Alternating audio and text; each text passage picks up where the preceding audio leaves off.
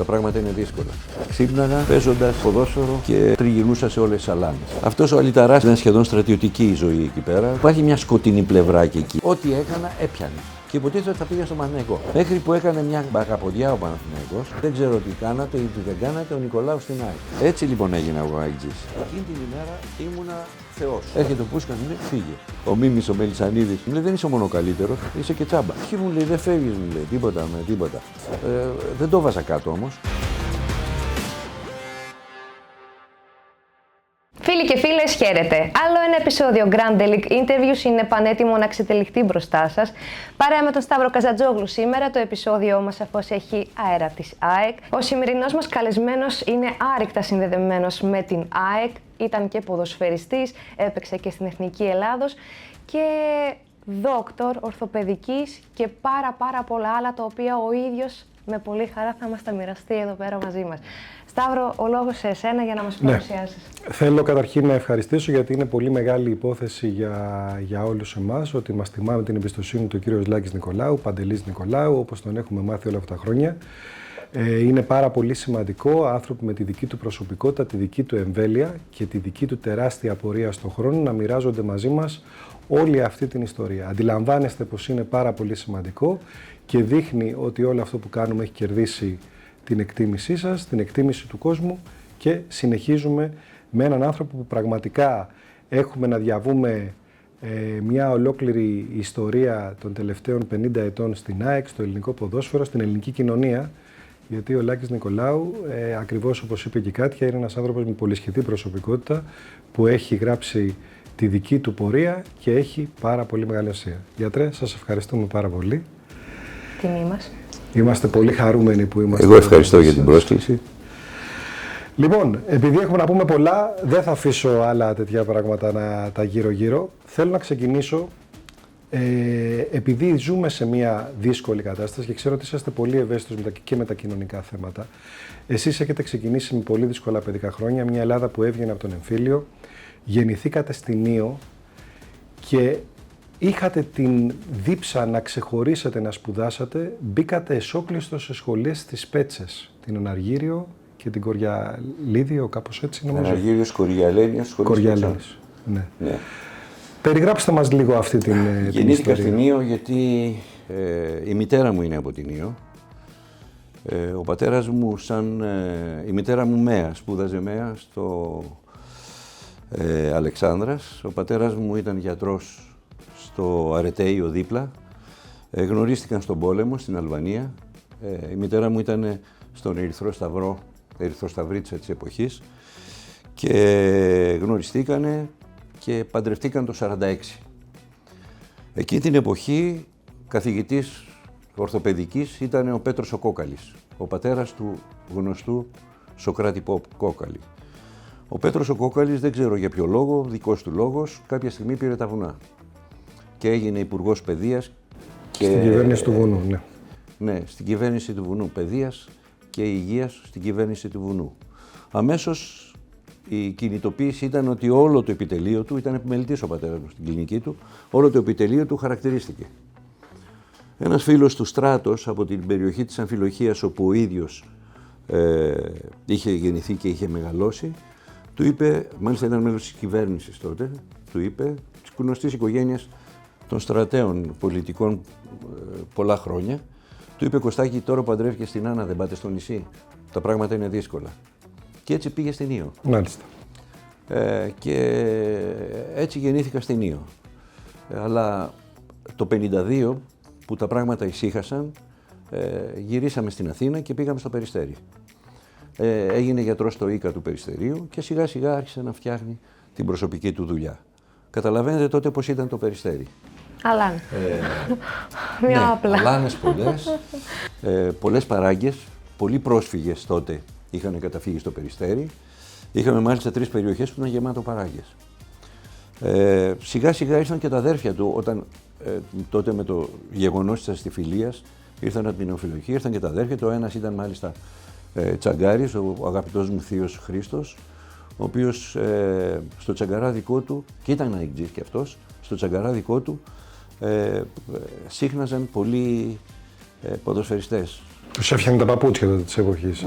Ξέρεις, περισσότερο ήταν σε στυλ καφενείου, ας πούμε, λέγανε, κάνανε. Εκεί γνώρισα τον Στέλιο του Σεραφίδη και τον αδερφό του τον Λάμπη. Πιο πολύ το Λάμπη που έπαιζε στον Απόλλωνα. Εγώ πιτσιρικάς ήμουν πολύ δραστήριος. Νομίζω ότι γεννήθηκα μια μπάλα μέσα στο κεφάλι μου. Κοιμόμουν και ξύπναγα παίζοντας ποδόσφαιρο και τριγυρνούσα σε όλες τις σαλάνες. Σε οικογένεια ιατρών όμως αυτό, μια μικρή... Ναι. Πώς το πήραν? Ήταν ανερχόμενος, δεν μπορώ να το πω, αλλά ήταν γιατρός, διέφερε κοινωνικά και οικονομικά ίσως από τους γείτονες, γιατί ήταν φτωχή γειτονιά τότε το Περιστέρι. Εμείς συναναστρεφόμασταν βέβαια με όλα αυτά τα παιδιά, τους φίλους κτλ. Εγώ πήγαινα στο δημοτικό, το Πέτρινο, το λέγαμε τότε, στο 4ο Δημοτικό Σχολείο Περιστερίου, για να φτάσω στο θέμα της αναργυρίου σχολής. Είδε ότι παρόλη την προσπάθειά του να με γράψει σχολή στην Ελληνοαμερικανική, να μάθω αγγλικά, είχε φέρει και μια δασκάλα Γαλλίδα στο σπίτι να μάθω γαλλικά, δεν τα μπορούσα καθόλου, δεν μ' άρεσε η προφορά. Και μάλιστα όταν με ρώτησε γιατί το σκάς και δεν κάνεις μάθημα ενώ τα αδέρφια σου κάνουν, του είπα ότι η προφορά είναι τέτοια που είναι αδερφίστικη. Και ενώ ήμουν 13-14 χρονών. Δεν είναι political correct αυτό για την εποχή. Δεν μπορώ αυτά τα political correct. Λοιπόν, εν πάση περιπτώσει μου φαινόταν έτσι. Η Αναργύριος και Κοριαλένη σχολή ήταν τότε μια πολύ καλή σχολή, αλλά εσόκλειστη. Δηλαδή πηγαίναμε Σεπτέμβρη, φεύγαμε Χριστούγεννα. Και οι γονείς είχαν ήσυχο το κεφάλι τους. Και είχαν το κεφάλι τους ήσυχο ότι αυτός ο αλυταράς εκεί. Το κακό ήταν το εξής, ότι σε όλες τις τάξεις μέχρι τότε ήμουν ο πρώτος μαθητής. Του έλεγα τι σε πειράζει, αφού ήμουν πρώτος μαθητής. Εν πάση περιπτώσει με έκλεισε εκεί. Κέρδισα αρκετά πράγματα και από αυτή την εμπειρία. Γιατί ήταν σχεδόν στρατιωτική η ζωή εκεί πέρα. Καλό σχολείο, καλή εκπαίδευση, σε βαθμό που όταν τελείωσα χωρίς φροντιστήριο κατάφερα να μπω σε μια σχολή. Έτσι πήρα και αυτή την εμπειρία. Ποιοι μπορεί να ήταν οι στόχοι ενός παιδιού εκείνη την εποχή? Να ήταν οι στόχοι ενός παιδιού εκείνη την εποχή. Συνήθως ακολουθούσαμε την πορεία των γονέων. Ποτέ ο στόχος ήταν, ξέρεις, και αυτά που βλέπαμε μέσα στην μικρομεσαία τάξη που ζούσαμε, ίσως και φτωχική τάξη που ζούσαμε εκείνη την εποχή, ήταν να αναδειχθούμε μέσω της επιστήμης και θυμάμαι ότι πολλοί από τους συμμαθητές μου κατάφεραν και σπουδάσανε, πολυτεχνείο, ιατρική. Ήταν μια γενιά δηλαδή που διαβάζανε. Μεγάλη προσπάθεια να αναδειχθείς μέσω του σχολείου, μέσω των σπουδών. Άρα ουσιαστικά με όλη αυτή την πίεση το ποδόσφαιρο ουσιαστικά αποτελούσε διαφυγή από όλη αυτή την καθημερινότητα και την πίεση, φαντάζομαι. Κοιτάξτε, το να κλωτσιάς μια μπάλα λίγο. Εκείνη την εποχή δεν είχαμε και πολλά πράγματα να κάνουμε. Τα παιχνίδια μας ήταν πολύ περιορισμένα. Όλες οι γειτονιές ήταν αλάνες. Ακόμα και η πλατεία Περιστερίου, η κεντρική πλατεία δίπλα στην εκκλησία, είχαμε τη δυνατότητα να παίξουμε ποδόσφαιρο. Έτσι λοιπόν παίζαμε. Είχαμε φτιάξει ομαδούλες. Αυτό τώρα πάλι, γιατί από τη μία μας λέτε ότι εσείς ξεκινήσατε, γεννηθήκατε με μια μπάλα στα χέρια και στο μυαλό, αλλά από την άλλη είχατε και αυτό να οργανωθείτε, να φτιάξετε ομάδα. Δεν είναι και πολύ σύνηθες. Η Ηρόδοτος Περιστερίου βλέπω ιδρυτής και παίκτης. Ναι, είμαι μέσα στους ιδρυτές, όχι ο κύριος ιδρυτής, γιατί ήμουν μικρός. Υπήρχαν άλλοι μεγαλύτεροι, όπως ο ξάδερφός Μολάκης, ίδιο όνομα και πρώτος μου ξάδερφος. Και μάλιστα τσακωνόμασταν, γιατί κάθε γειτονιά είχε την ομάδα της. Τσακωνόμασταν πώς θα βγάλουμε την ομάδα. Ήμασταν οι αεκτζίδες που λέγαμε ότι βγάλουμε ΑΕΚ ή ένα παράγωγο της ΑΕΚ, άλλοι του Ολυμπιακού κτλ. Και υπήρχε μια οδός Ηροδότου. Μάλιστα ήταν δίπλα στα φροντιστήρια του Παχατουρίδη, που είναι ο δήμαρχος. Γιατί ήταν και ο Ανδρέας, ερχόταν μικρότερος από εμάς, αλλά τύβιζε και αυτός κοντά μας. Και είπαμε, ρε παιδιά, μην τσακωνόμαστε. 4-5 παιδιά μένουν στην οδό Ηροδότου, ότι βγάλουμε Ηρόδοτο. Αλλά βάλατε ερυθρολευκά, πρέπει να έχει πολλούς Ολυμπιακούς μέσα η ομάδα. Και Ολυμπιακούς και η φανέλα ήταν κόκκινη. Ναι. Μάλιστα είναι αστείο ότι η πρώτη μου ξαδέρφη που δούλευε στο Τσαγκαράδικο του θείου μου, έραβε τις φόδρες από τα παπούτσια και πήγα και μου έραψε τον αριθμό που είχε η φανέλα μου, το 6. Αλλά δυστυχώς το έραψε ανάποδα. Οπότε ήταν 9. Και αναγκαζόμουν να φοράω τη φανέλα ανάποδα για να φαίνεται το 6 έτσι και όχι αιγυπτιακά. με τις ραφές, γιατί ήταν άσπρες οι ραφές, οπότε το 6 ήταν από έξω. μέσα για να μπορέσω να το είχα και αυτά τα ευτράπελα. Να ρωτήσω εγώ όμως τι ανάγκη σας οδήγησε τότε, παιδιά, να δημιουργήσετε μια ομάδα αντί απλά να παίρνετε μια μπάλα και να παίζετε καλά. Δηλαδή, πώς είχε αυτή η λογική? Όλοι ήμασταν, όσοι ήμασταν λίγο καλούτσικοι, όλοι ήμασταν, παίζαμε στα τσικό τότε του Ατρωμίτου. Πριν από το παιχνίδι τότε, γινόταν ένας αγώνας μεταξύ όλων των παιδιών. Για το στον ποιος θα Ατρόμητο. παίξει, Έτσι λοιπόν γνωριζόμασταν, κάναμε, αλλά αυτό δεν μας έφτανε, γιατί σαν προπόνηση πηγαίναμε κάθε Δευτέρα απόγευμα. Και ήταν ένας κύριος εκεί, όχι προπονητής, ο οποίος μας επέβλεπε στο γήπεδο του Ατρωμίτου για να παίξουμε και πώς θα είναι οι επόμενοι. Κάποιοι καλοί κύριοι που είχαν κάποιες επιχειρήσεις στο Περιστέρι, κάποια μαγαζιά, μας είχαν προμηθεύσει φανέλες, κίτρινες, πράσινες και κόκκινες. Τι ωραία. Ωραία, Και μας τις μοίραζαν και παίζαμε. Ήταν ωραίος, αλλά υπήρχε και η ανάγκη να έχουμε κάτι καλύτερο. Και υπήρχε ένα τοπικό πρωτάθλημα μεταξύ παιδιών από τις διάφορες γειτονιές. Πού Δηλαδή, έφτασε άλλη η η γειτονιά ομάδα της σας? Ευαγγελίστριας, εμένα ήταν η γειτονιά της Ευαγγελίστριας. Άλλη η γειτονιά του Αγίου Αντωνίου, λίγο πιο κάτω. Άλλη η γειτονιά που ήταν στον Ταξιάρχη, στα Εκατόδεντρα, που ήταν και το γήπεδο κοντά. Δηλαδή αυτοί μαζευόμασταν και παίζαμε κάθε κάνετε Κυριακή. πρωτάθλημα? Ήταν ένας καλός κύριος ο Κιζηρίδης, πατέρας του Σπύρου του Κιζηρίδη, καλός φίλος παρέμεινε ακόμα, ο οποίος μας επέβλεπε κιόλας. Ήταν ένας καλός κύριος, είχε μια μάντρα οικοδομών και μάλιστα έχω κάποιες φωτογραφίες που με τη γραβάτα του φωτογραφίζεται και μαζί μας. Ήτανε πολύ καλό αυτό, δηλαδή μας άρεσε πολύ και παίζαμε κάθε Κυριακή πρωί. Και σιγά σιγά μετά το ένα φέρνει το άλλο. Ναι, τώρα εντάξει, δεν ήταν επίσημο, αλλά... Σε ηλικία λοιπόν 18 ετών κάνετε το πρώτο μεγάλο βήμα στον Ατρόμητο. Πώς είναι εκεί τα πράγματα?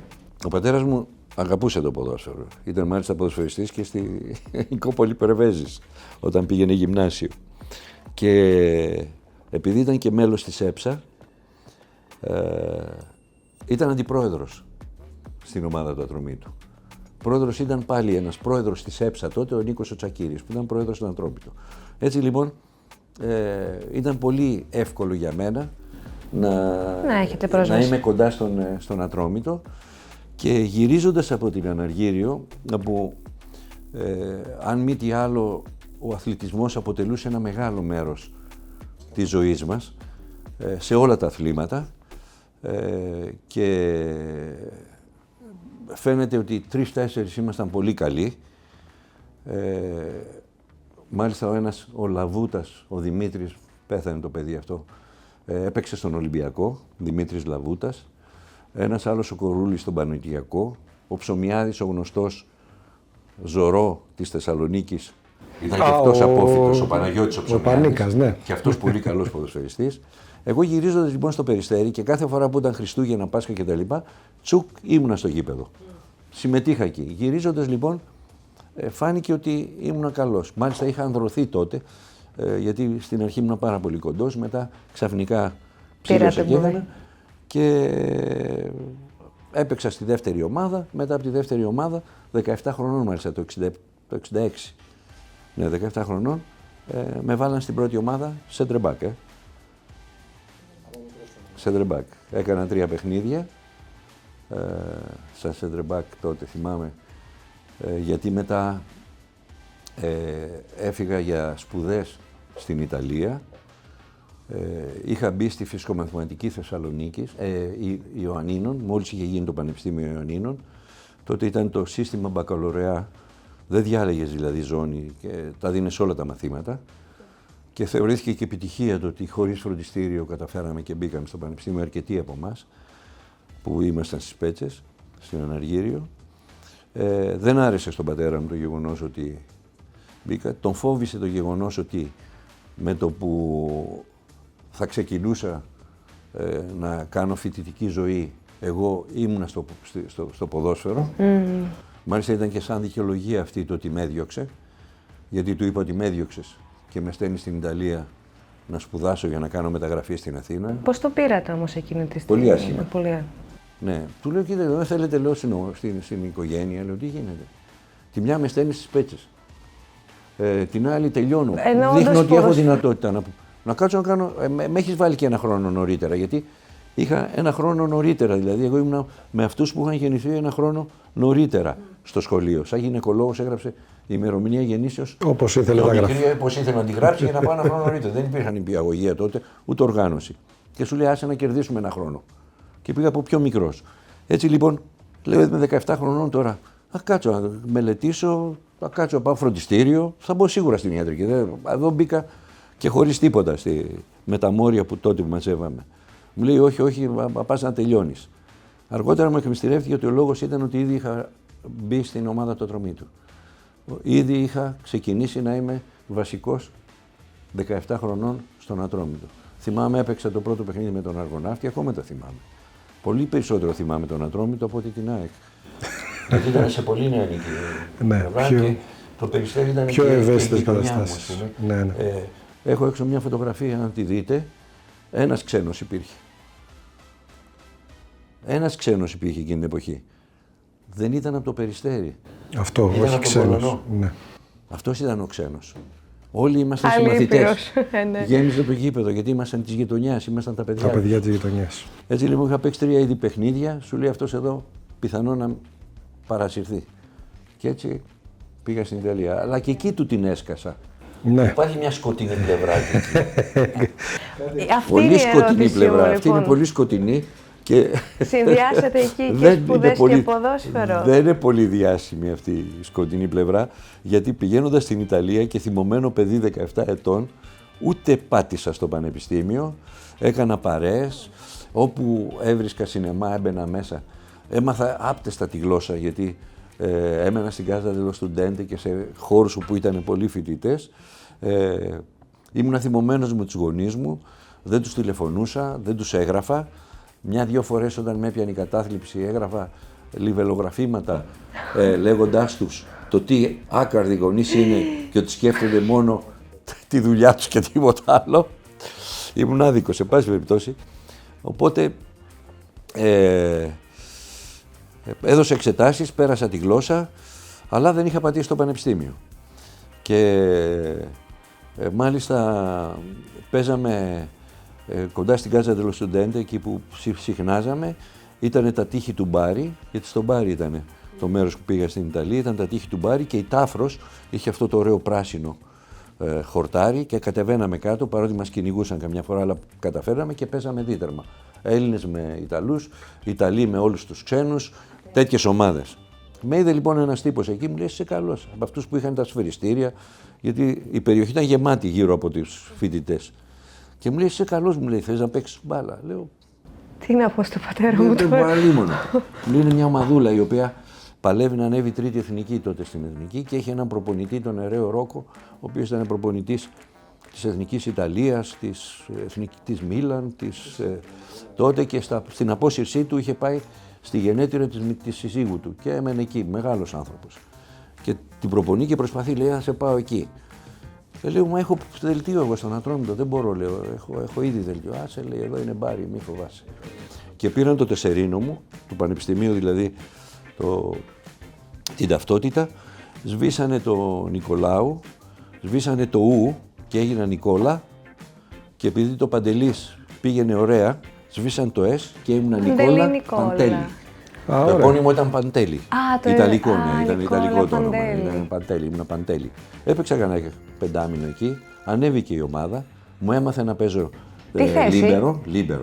λίμπερο, κατενάτσιο. Να πούμε τώρα στις νέες γενιές ότι το λίμπερο είναι ο. Έπαιζε ο τελευταίος παίκτης. Ναι, ο στόπερ και από πίσω πάντα υπάρχει κάποιος για να καλύπτει όλες τις ιστορίες. Και συνήθως ήταν ο πιο μπαλάτος από τα στόπερ, γιατί ο άλλος ήταν πιο σκληρός. Δυναμικός, ας πούμε. Ναι. Και το εφαρμόσαμε αργότερα με τον Πέτρο το Ραβούση. Δηλαδή, εγώ ήμουν ο λίμπερο και ο Πέτρος ήταν μπροστά. Και οργάνωνες λίγο, έβλεπες το παιχνίδι από πίσω, ωραία θέση. Και γυρίζοντας βέβαια από την Ιταλία, τα κατάφερα. Συγκινηθήκαν οι γονείς μου από τα γράμματα που έγραφα, ήρθαν και οι δύο στον Μπάρι. Μάλιστα τότε έγινε και το 1967 έγινε το θέμα που ήρθε η Χούντα και όλα αυτά. Και αποκλειστήκαμε λίγο εκείνη την περίοδο. Έπεσε πάνω στην αποφύτισή σας. Έπεσε ακριβώς το 1967. Ναι. Το 1966 εγώ τα αποφύτη, το 1967 λοιπόν έγινε η γνωστή ιστορία και ήρθανε, μου είπε ο πατέρας μου ότι καλώς είσαι, μου λέει, κάτσε να διαβάσεις, το Σεπτέμβριο να τα περάσεις, να κάνεις μεταγραφή και εγώ θα σε αφήσω να παίξεις. Ήταν υπόσχεση δηλαδή, ότι θα σε αφήσω να παίξεις Ατρόμητο. Ήταν ακόμα αντιπρόεδρος. Έτσι λοιπόν κάτσα άλλο το καλοκαίρι, διάβασα και γύρισα και γράφτηκα στο δεύτερο έτος ιατρικής στο Πανεπιστήμιο Αθηνών. Από εκεί πέρα τα πράγματα κυλήσαν καλά. Και κυλήσαν καλά γιατί είχα χρόνο να διαβάσω. Σαν ποδοσφαιριστής δεν ξενυχτούσες. Ακόμα και τα ταξίδια και τα ξενοδοχεία που πηγαίναμε, είχες χρόνο να διαβάσεις. Εγώ ενθουσιασμένος μάλιστα από τότε που πήγα στην ΑΕΚ, γιατί ήμουν αεκτζής από μικρός. Εδώ είναι άλλη μια ιστορία, το πώς γίνατε αεκτζής. Ναι, θα το πω λίγο. Γιατί ο μπαμπάς γνωρίζω ότι είναι ήταν Παναθηναϊκός. Ήταν μέλος της ΕΠΣΑ. Πώς έγινε αυτή η διαφορά? Εγώ είχα λίγο, πηγαίνοντας σαν πιτσιρίκος στο τσαγκαράδικο του Θείου, που ήταν ένας χώρος που με αγαπούσε πολύ και έβλεπα και τους παίχτες εκεί, ήμουνα λίγο προς το ΑΕΚ, παρότι θα ακολουθούσα τον πατέρα και τον αδερφό μου, οι οποίοι πηγαίναν κάθε Κυριακή στο γήπεδο, στη Λεωφόρο Αλεξάνδρας. Φεύγαν από το Περιστέρι. Ο πατέρας μου δεν είχε αυτοκίνητο, πήγαινα με το λεωφορείο. Καμιά φορά δανειζόταν ενός φίλου του δίπλα φαρμακοποιού και μ' αφήνανε εμένα. Εγώ έκλαιγα. Είχα μια διαφορά με τον αδερφό μου 2 χρόνια, αλλά ήταν τέτοιες ηλικίες που φαινόταν αυτή η διαφορά. Και δεν με έπαιρνε μαζί, μέχρι που ήρθε ένας ξάδερφος άλλος ξάδερφος πάλι, της ίδιας οικογένειας από την Αμφιλοχία, να σπουδάσει ιατρική, ο Σωτήρης ο Τσούμας, της αδερφής του παιδί. Ο Σωτήρης λοιπόν ήταν και αυτός φανατικός αεκτζής με τον άλλο τον ξάδερφο το Λάκη, τον Νικολάου, και μου λέει Φούλιεμ, άσε. Θα πάμε εμείς στο γήπεδο στην ΑΕΚ, μη στεναχωριέσαι. Ο Λάκης είχε ένα ποδήλατο γεμάτο σημαίες, εγώ καθόμουν στο σίδερο μπροστά, ο Σωτήρης καθόταν από πίσω και θα βλέπετε 3 πιτσιρικάδες, εγώ ήμουν πολύ λεπτούλης και μικρούλης και να τρέχουμε και να πηγαίνουμε μέσα Νέας Χαλκιδόνας, μέσω Αγίων Αναβλήτων στο γήπεδο. Το φεύγαμε ίσως λίγο νωρίτερα ή βλέπαμε και κανέναν εκεί αεκτζή περιστεριώτη να μας πάρει πίσω, να προλάβουμε, γιατί υποτίθεται ότι είχαμε πάει σινεμά. Έτσι λοιπόν έγινα εγώ αεκτζής. Σε ηλικία 9 ετών, 10 Να είναι καλά ο Σωτήρης, αυτό είναι το σημαντικό. Να είναι καλά ο Σωτήρης, ναι. Να γυρίσουμε μόνο πίσω, επειδή είναι ένα πάρα πολύ σημαντικό θέμα που αφορά την κοινωνία και το σήμερα. Επειδή είπατε ότι είχατε χρόνο να διαβάσετε και τώρα πια είναι ένα ζητούμενο για τα παιδιά. Και ξέρετε, το ζείτε κι εσείς, ότι πολλές φορές τα παιδιά που σπουδάζουν θυσιάζουν την αθλητική τους καριέρα. Εσείς είστε μια σπάνια περίπτωση που καταφέρατε να τα συνδυάσετε και τα δύο σε top επίπεδο. Θεωρείτε ότι είναι εφικτό? Ακούστε, είμαι πανεπιστημιακός, έτσι. Ξέρω την διαδικασία των σπουδών στο πανεπιστήμιο. Ξέρω ότι έχεις πάρα πολύ χρόνο κατά τη διάρκεια των σπουδών σου. Μπορείς να παρακολουθήσεις μαθήματα, μπορείς να μην παρακολουθήσεις μαθήματα, τα εργαστήρια έχουν κάποια συνέπεια. Ναι. Άρα από πλευράς επιστημονικής κάποιο παιδί έχει απεριόριστο ελεύθερο χρόνο. Τουλάχιστον όπως τον ένιωθα εγώ.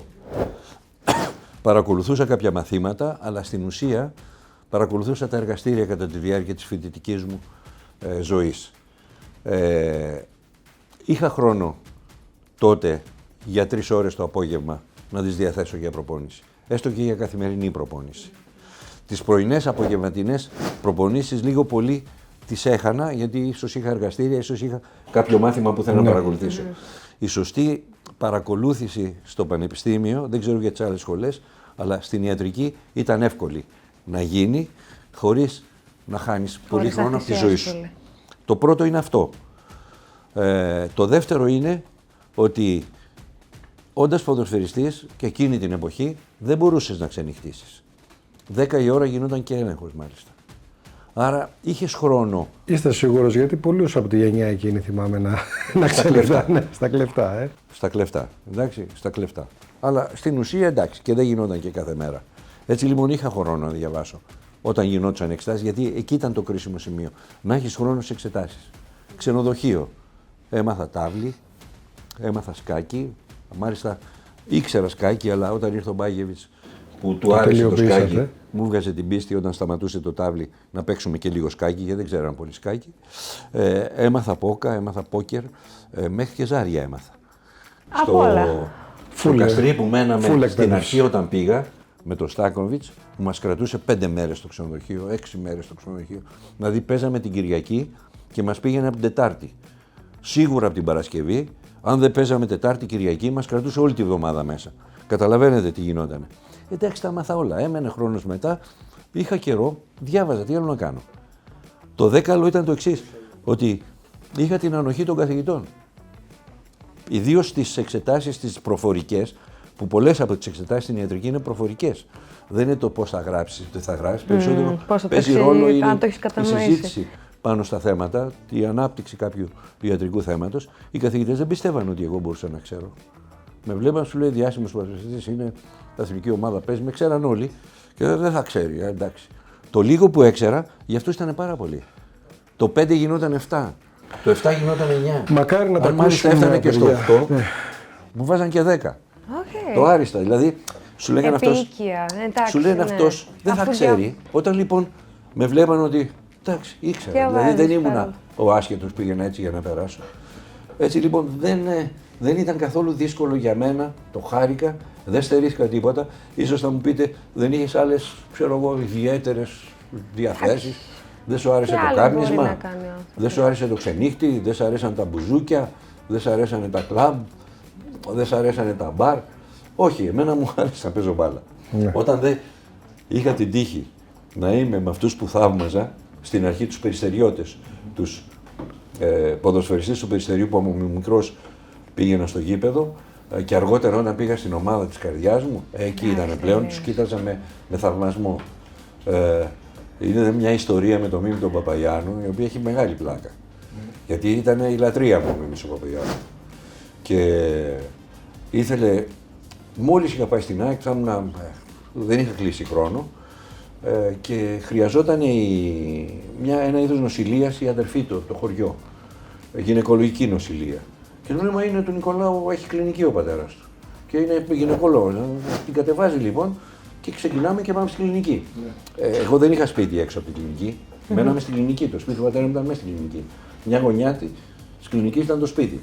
Οπότε πήγα την εξέταση, λέει πρέπει να γίνει αυτή η μικροεπέμβαση.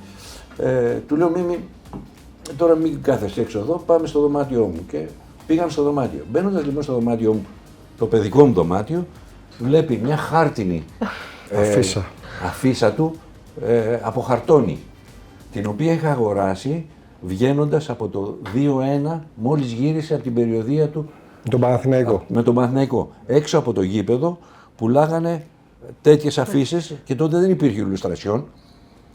Ήτανε βαμμένο το κυτρινόμαυρο. Την πήρα λοιπόν με αλευρόκολλα στον τοίχο, κλάτς και την κόλλησα. Το τι κυνήγι μου έκανε η μάνα μου, χάλασε στον τοίχο, πώς θα την ξεκολλήσουμε. Δεν είχε ξεκολλήσει λοιπόν και μέχρι να ξαναχτιστεί καινούρια κλινική, να γίνει ανακαίνιση, υπήρχε αυτή η αφίσα. Και τη βλέπει, μου λέει, μα εσύ έγγιζες, ήσουν. Λέω ναι, και γιατί δεν το λες. Λέω τι να πω, όλοι όσοι πηγαίνουν σε μια ομάδα λένε ήμουν από μικρός αεκτζής, ας πούμε. Εντάξει, ήμουν αεκτζής. Φάνηκε περίεργο δηλαδή. Εντυπωσιακό. Εντάξει, δεν ήταν και πάντα. Κύριε Μίμη και κύριε Μίμη και κύριε Μίμη. Τι κύριε Μίμη μου λέει. Συμπαίχτηκε κύριε Μίμη. Το κύριε Κεφαλίδη, γιατί δεν είχα πολύ θάρρος με τον Γιώργο. Ήμουν κολλητός με τον Βεντούρη, τον Παναγιώτη. Ο Παναγιώτης ήταν πολύ φιλοσοφημένος, ο Βεντούρης χωρέσανε. Πέθανε άδικα. Και σαν γιατρός του είχα αλλάξει και τα δύο γόνατα, γιατί είχα ρευματοειδή αρθρίτιδα. Ο Παναγιώτης ήταν πολύ φιλοσοφημένος. Και εγώ διάβαζα, μου αρέσαν τα μυθιστορήματα, αλλά είχε μια μεγάλη αδυναμία στο Λουντέμι και στον Καραγάτσι. Οπότε άρχισε να με τροφοδοτεί με βιβλία του Λουντέμι και του Καραγάτσι. Ωραία, ένα παιδί μετράει τάστα. Ένα μετράει παιδί μετράει τάστα. Λοιπόν, εύχομαι τουλάχιστον άβυσσος αριθμός 0 και τα λοιπά. Όσα παιδιά και όσοι γονείς το βλέπουν και εμπλέκονται με πανελλήνιες και τα λοιπά, να πάρουν μαθήματα, να πάρουν κάποια διδάγματα, γιατί είναι σημαντικό και γενικά επειδή έχουμε δει και άσχημα πράγματα το τελευταίο καιρό, να καταλάβουν ότι τίποτα δεν είναι σημαντικό και παντού υπάρχουν και ευκαιρίες Είναι λίγο δύσκολο τώρα, ίσως είναι οι απαιτήσεις πολύ περισσότερες. Ίσως είναι διαφορετικά τα πράγματα, αλλά νομίζω ότι αν κάποιος θέλει, μπορεί. Βλέπω και τον εγγονό μου, ο οποίος παίζει ποδόσφαιρο, τα καταφέρνει, είναι φοιτητής στο οικονομικό, στο ΠΑΠΗ, στο Πανεπιστήμιο Πειραιά, τα καταφέρνει. Έτσι ακριβώς. Δηλαδή μπορεί, κάνει, αρκεί να το θες και να το αγαπάς. Θέλει πολύ κόπο. Λοιπόν, να περάσουμε σιγά σιγά στο ποδοσφαιρικό. Ήδη μας το είπατε, ήσασταν φίλαθλοι του ΣΑΕΚ, μας είπατε όλη αυτή την ιστορία. Σε εποχές ερασιτεχνισμού, μολονότι ο αστικός μύθος λέει ότι ο Στάνκοβιτς είχε έρθει να δει το Βασιλόπουλο, ο οποίος τελικά πήγε στον Ολυμπιακό συμπαίκτη σας, στον Ατρόμητο, και τελικά πήρε εσάς, ήταν κάτι το οποίο δεν είχατε αμφιβολία, γιατί είχαν ενδιαφερθεί τότε, βλέπαμε, μαθαίναμε, και ο Παναθηναϊκός και ο Ολυμπιακός, σύμφωνα με τις εφημερίδες της εποχής. Ξέρετε, συνήθως λέω ότι στη ζωή, γενικά στη ζωή και ιδιαίτερα στο ποδόσφαιρο, είναι στιγμές. Δηλαδή είναι η στιγμή. Και σε μένα μου έχει συμβεί πολλές φορές αυτό, η στιγμή. Η στιγμή ήταν λίγο, είχε μεγάλη χρονική διάρκεια, γιατί εκείνη την εποχή, επί Παπαδόπουλου, Χούντας κτλ., ο Ασλανίδης είχε βγάλει ένα διάταγμα ότι απαγορευόταν η μεταγραφή ποδοσφαιριστών από την επαρχία ή, να το πω καλύτερα, από ένωση σε ένωση.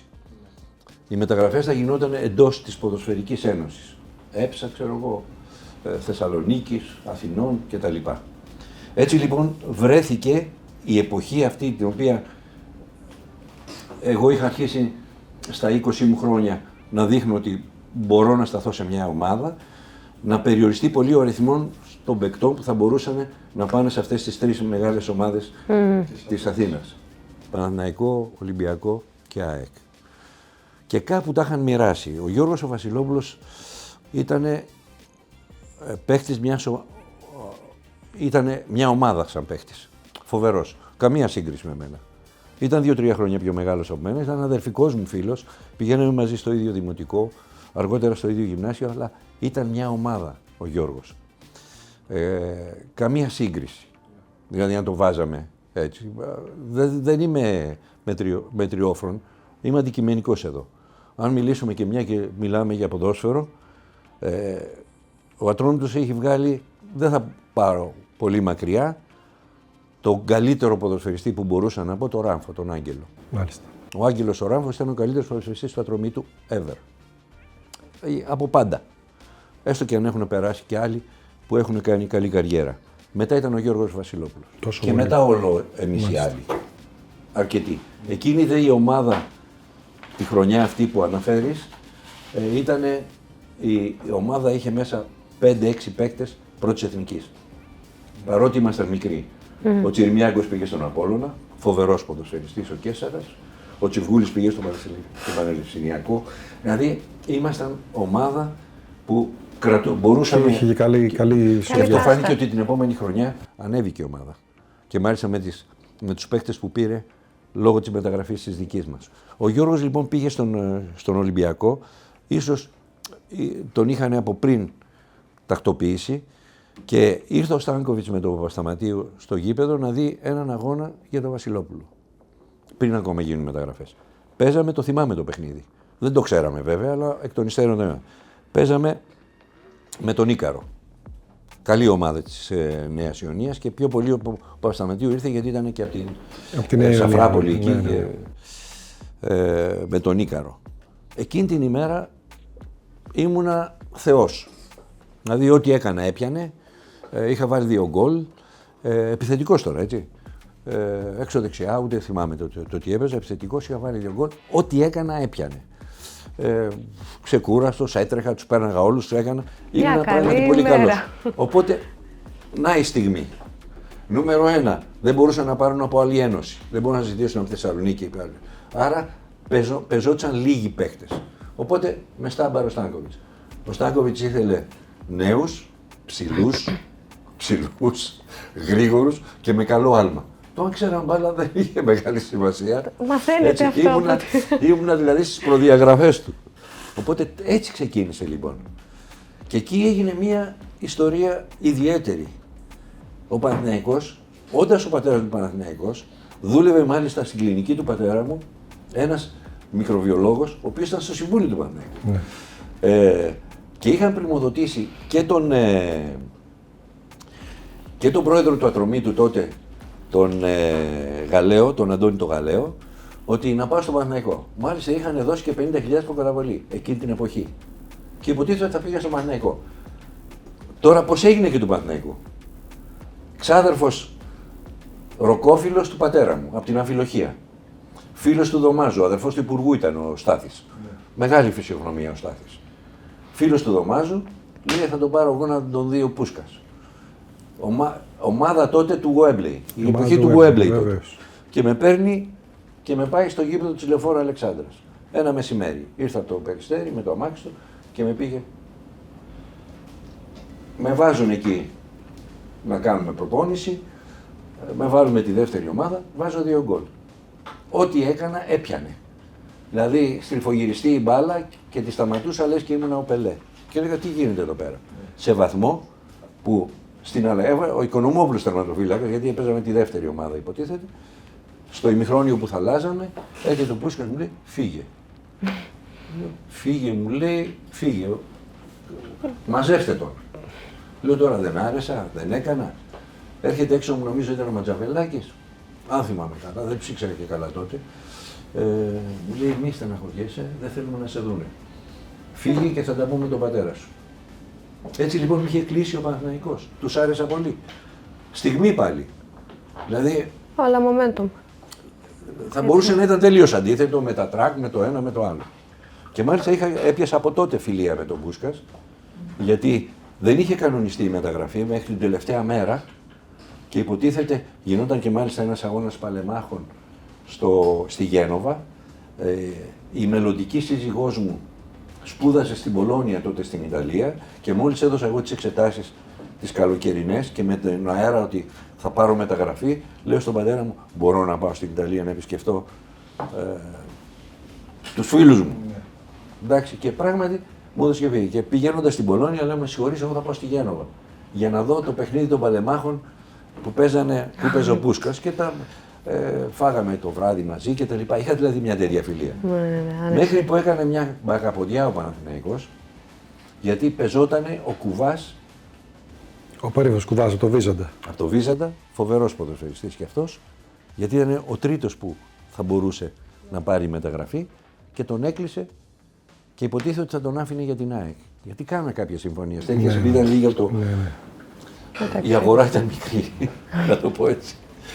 Και πήρε και τον Κουβά. Οπότε άρχισε ο Χατζηχαραλάμπους με τον Ζουγανέλη τότε εκείνη την εποχή να διαμαρτύρονται. Ο Στάνκοβιτς με ήθελε πολύ. Πηγαίνουν στη Λέσποινα, την Παπαδοπούλου, τότε τη γυναίκα του δικτάτορα, και λένε το και το έχει συμβεί. Και παίρνει τον Ασλανίδη τέτοια και λέει: δεν ξέρω τι κάνατε ή τι δεν κάνατε, ο Νικολάου στην ΑΕΚ. Και έτσι πήγα στην ΑΕΚ. Με προεδρικό διάλειμμα και οφείλω πολλά στη Λέσποινα. 71 λοιπόν. Όταν δεν έγινε αυτό, θυμάμαι με την τωρινή μου σύζυγο, είμαστε μαζί 100 χρόνια, με την τωρινή μου σύζυγο και μου το λέει καμιά φορά, μου λέει το τι πανηγύρι έκανες εκείνη την ημέρα, δεν μπορεί να φανταστείς. Από τη χαρά σας, ναι, εντυπωσιακό. Τα πήγαινα στον Παναθηναϊκό. Καλά, και ποιο παιδί δεν θα πάει τώρα σε αυτή σου? Άμα πας στην ομάδα της καρδιάς σου και το παιδικό σου ετών. Και πού δεν με πήγες. Γιατί το ήξερε, το 68, όταν έγινε το μπάσκετ, έμενε στο Κολονάκι, εκεί στη Μαράσλη, και την είχα πάρει και είχαμε πάει στο Παναθηναϊκό στάδιο και είδαμε το. Α, ήσασταν παρόν το 68. Το 68, ναι. Και πήγαμε τα πόδια. Από εκεί κοντά ήταν. Τσιρικάδες ήμασταν. Της λέω, κοίταξε να δεις, λέω, κάποια στιγμή. Εγώ έπαιζα στον Ατρόμητο τότε, είναι το 68. Θα με δεις και εμένα στην ΑΕΚ. Υπόσχεση. Οι φίλοι μου στο Περιστέρι το ξέρουν ότι ήμουν αεκτής. Γιατί ήμασταν και λίγοι τότε. Περισσότεροι ήταν Ολυμπιακοί στο Περιστέρι. Αυτά είναι τα άσχημα. Πώς είναι λοιπόν η παρουσία στην ΑΕΚ με παίκτες μύθους όπως ο Παπαϊωάννους και ο Φύλακας, Πομώνης και όλοι οι λοιποί? Χαμός. Σας λέω, δέος. Πρώτη είσοδος. Δέος. Και τους αντικρίζετε. Και ξέρετε ότι επειδή ήδη είχα πάρει το βάπτισμα στην Εθνική Νέων σαν παίκτη στο Ατρωμίτου. Είχα άνεση και κλήθηκα καταρχήν στην Εθνική Ελπίδων, επιθετικός έτσι, στην Εθνική Ελπίδων και είχα παίξει 4 παιχνίδια και κλήθηκα και στην Εθνική Ανδρών με τον Μίμη που τον κοίταζα έτσι. Μου λέει, γιατί είσαι τόσο καλός με την Εθνική και δεν είσαι τόσο καλός στην ΑΕΚ. Του λέω, δεν ξέρω ρε Μίμη. Δηλαδή, ίσως είχα τρακ στην αρχή. Δεν ήμουν τόσο καλός. Αν δεν επέμενε ο Στάνκοβιτς, δηλαδή στην αρχή με έβαζε ένα πληρωματικό και επέμενε. Δηλαδή, πάντως είναι και εποχές που δεν υπήρχε rotation όπως είναι τώρα στις μέρες μας. Οι εντεκάδες δεν άλλαζαν. Δεν άλλαζαν εύκολα και ξεκίνησε, είχε τον τρόπο του να μπορέσω να μπω στην ομάδα. Να πάρει το χρόνο. Ήμουν καλός στις προπονήσεις, αλλά όποτε έπαιζα ήμουν έτσι και έτσι. Χαζογκόλης, ψιλοαποδοκιμασίες, δεν το βάζα κάτω όμως. Και σιγά σιγά με έβαλε. Στο 3ο-4ο παιχνίδι κατάφερα και έπαιξα, έδειξα ότι ήμουν καλός, γι' αυτό και με πήραν και στην εθνική ομάδα. Και σε όχι καλές χρονιές για την ΑΕΚ. Όχι τόσο καλές. Ναι. Ήταν κακές χρονιές. Μέχρι να έρθει η στεναχώρια. Πάντως θέλω να σας πω ότι μου κάνει εντύπωση όλη η ζωή σας μέχρι τώρα, αυτό που μας έχετε περιγράψει, είναι μια δοκιμασία. Δύσκολα χρόνια, να πάτε σόκλειστο στο σχολείο, να πολεμήσετε για τις σχολές κτλ. Και μου κάνει εντύπωση ότι ψάχνοντας τα αρχεία βρήκα ότι και στην ΑΕΚ δεν ήταν εύκολος ο δρόμος. Δηλαδή ότι το καλοκαίρι του 1974 υπάρχει εισήγηση στην νέα διοίκηση Μπάρλο εκείνων των χρόνων να αποδεσμευτεί ο Νικολάου, ότι δεν είναι... Ήταν κάτι περίεργο, Και είναι σημαντικό λοιπόν ότι με παρεμβάσεις μείνατε στην ΑΕΚ. Ξέρετε, στην ηλικία που είμαι τώρα μπορώ να κάνω έναν απολογισμό και να δω ότι έτσι είναι η ζωή. Και ίσως το γεγονός ότι βρέθηκα τόσο μικρός, εκτεθειμένος στην καθημερινότητα, δεν ήμουν ένας φοιτητής απλά, δεν ήμουν ένας μαθητής απλά, αλλά ήμουν κοινωνικά λόγω του ποδοσφαίρου και ίσως και λόγω της Αναργυρίου, το ότι ήταν στρατιωτικό το σύστημα εκεί πέρα, το να οπλιστώ από πράγματα τα οποία ίσως ένα άλλο παιδί δεν θα είχε. Και να αντιμετωπίζω τέτοιες καταστάσεις, δυσκολίες, με ψυχραιμία και να μην με επηρεάζουν. Δηλαδή, και ακόμα το βλέπω. Πολλά πράγματα που έχουν συμβεί σε αυτά τα 55 χρόνια που είμαι στην ΑΕΚ σταθερά. Ναι, 55 από το 71. Σε αυτά τα 55 χρόνια πολλά έχουν συμβεί, δεν είναι μόνο αυτά που λέτε. Πολλά έχουν συμβεί που ίσως κάποιος άλλος, ας τα διάλογο, φύγετε από εδώ, θα το έλεγε. Παρατήστε με στην επιστήμη μου, στην ησυχία μου και στα λοιπά. Το να κάθομαι εγώ τώρα να είμαι γιατρός επικεφαλής και να έχω χειρουργήσει και μάλιστα το έλεγε και ο Μίμης, ο Μελισσανίδης, το έλεγε, μου λέει δεν είσαι μόνο ο καλύτερος, είσαι και τσάμπα. Το να είμαι άμυστος όλα αυτά τα χρόνια, να προσφέρω, να κάνω ένα. Δηλαδή, ήταν σημαντικό, αλλά αυτό με έπλησε. Και πάνω σε αυτό το γεγονός είναι το εξής. Και είναι πολύ περίεργο. Μόλις έχουν αλλάξει προπονητή, έχει φύγει ο Άντερσον, εκείνη την εποχή ήταν ο Άντερσον προπονητής, και έχει έρθει ο Μπίγκαμ παράλληλα με την εθνική ομάδα. Ναι. Έτσι. Όχι, ο προηγούμενος χρόνος πρέπει να ήταν αυτός. Αλλά ο εισηγητής τότε ήταν ο Χατζη Μιχάλης. Ο οποίος ήταν προπονητής στους εραστέχνες τότε. Τότε είχαμε εραστέχνες. Στους εραστέχνες. Και να κάνει εισήγηση να αποδεσμευτώ. Μόλις έχω γυρίσει από 2 ταξίδια με την εθνική ομάδα, Βραζιλία, έχουμε παίξει στο Μαρακανά, και Πολωνία έχουμε χάσει 2-1 στη Βαρσοβία. Και μάλιστα έχω μισοβάλει τον γκολ με τον Κούδα, το χρέωσαν στον Κούδα γιατί ίσως το μισοβάλα μαζί, μπήκαμε και 2 μαζί στο γκολ. Να φτάσουν στο σημείο ένα παίκτη της εθνικής ομάδας να τον προτείνει στον καινούριο πρόεδρο, που δεν είχε ιδέα από ποδόσφαιρο τότε, ήταν άνθρωπος έξω στον Μπάρλο, να τον προτείνει για αποδέσμευση, είναι τρελό. Όπως πρότεινε και για αποδέσμευση και το Σταθόπουλο. Δεν ήταν κάτι προσωπικό, έτυχε απλά να ήταν τα δικά σας 2 ονόματα ο καθένας έχει τη δική του, ξέρεις, και έτσι και το πήρα. Γιατί συνέβη και αργότερα με άλλο προπονητή της ΑΕΚ, τον οποίος την κατέστρεψε εκείνη την εποχή. ήθελε να κάνει τα δικά του. Ένα Τέσλα, θυμάσαι. Τόσο το θυμάμαι. Χέρμαν Τέσλα. Άστον αυτό. Λοιπόν, το θέμα είναι λοιπόν ότι εκεί τότε με πλησίασε ο Ολυμπιακός αμέσως. Δηλαδή μαθεύτηκε και μάλιστα ήταν ο Τάκης ο Χαραλαμπίδης, τον θυμάσαι τον Τάκη? Το δημοσιογράφο. Είναι δημοσιογράφος, ναι. Θεός χωρίστε και αυτό, το χάσαμε. Ο Τάκης λοιπόν δούλευε στα Νέα τότε και με παίρνει ένα τηλέφωνο, μου λέει, ξέρεις, δέχομαι πολλές πιέσεις και δεν μπορώ, αλλά θα σου το πω. Ο Αρκούλης, δούλευαν μαζί, ναι. Και ο άλλος που ήταν του Ολυμπιακού, ποιος ήταν του Ολυμπιακού, γιατί ήταν... Νομίζω ο Γαβαλάς. Ο Γαβαλάς με έχουν φάει, ο ένας να μιλήσει με τον Παναθηναϊκό, να μιλήσει, και ξάδερφος της μητέρας μου ήταν ο τερματοφύλακας, ο παλιός του Ολυμπιακού, πολύ γέρος, ήταν ακόμα στον Ολυμπιακό και ανακατευόταν, για θύμισε ένα Γραμματικόπουλος. Ήταν ξάδερφος της μητέρας μου, από την Ήο, και αυτός έμενε Σαντορίνη, ήταν της ίδιας οικογένειας. Γραμματικόπουλος, ήρθε αυτός λοιπόν και μου λέει, ο κύριος Γουλανδρής, σε θέλει.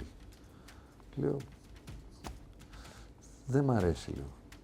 Όχι Ολυμπιακό, δεν θέλει.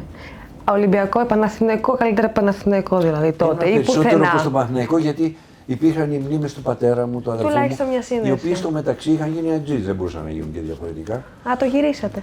Καλά, γυρίσαμε. Ο αδερφός μου τώρα, ο γιος του με τη φανέλα της ΑΕΚ και τα λοιπά, με παρακολουθεί πιο πολύ την ΑΕΚ από την παρακολουθώ εγώ.